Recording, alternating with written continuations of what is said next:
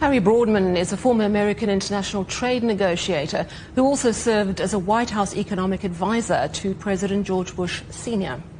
Well, it's sort of par for the course between what the U.S. and China have been doing on trade for a long time.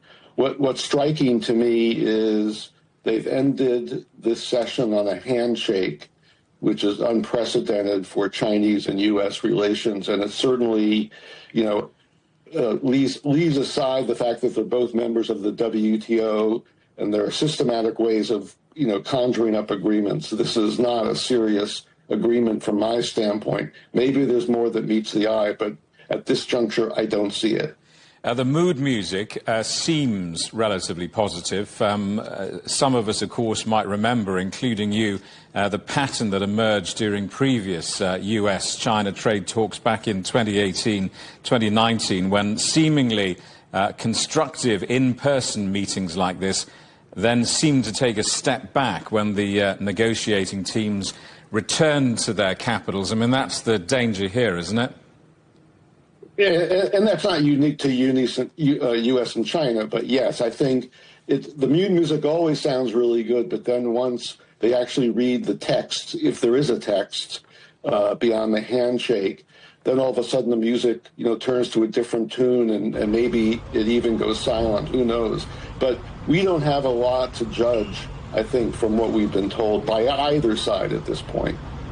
The agreement obviously now hinges on leaders' approvals. What are the key considerations that might delay or even derail the implementation of this deal, such as it is from the US or the Chinese side? Well, the question is what will the Chinese actually do in terms of easing up on exports on rare earths, and what will the U.S. do in terms of providing more semiconductor chips to China? What are the pointers? What are the indicators? What are the targets? What are the quantitative targets that might have been agreed to? We'll export so and so much by this period of time, and we'll import this by so much another time. We don't know the details of that. And when those are sketched out, if they are sketched out, in fact, and if they're presented for the world to see, which I think they should be, since, again, they both are members of the WTO, that would be a way of assessing. That's the way the market will assess. And by the market, I don't mean just the financial markets. I mean the buyers and the sellers across the world, and including in China and the United States.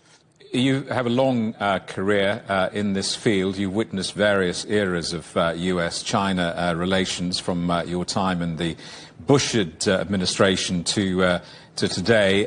How does this chapter, how does this moment compare to past chapters?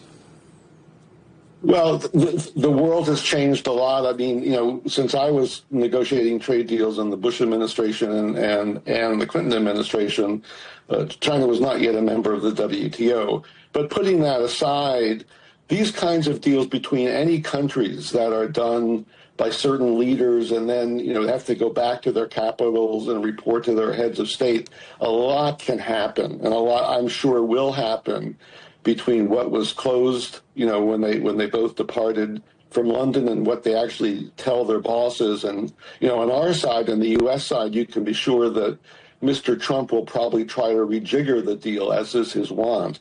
The Chinese, I think, would tend to be more stable. I'm sure that they spent a lot of time during these meetings talking to Beijing about what they would be willing to do, and what kinds of assurances, what kind of metrics can be put on the table.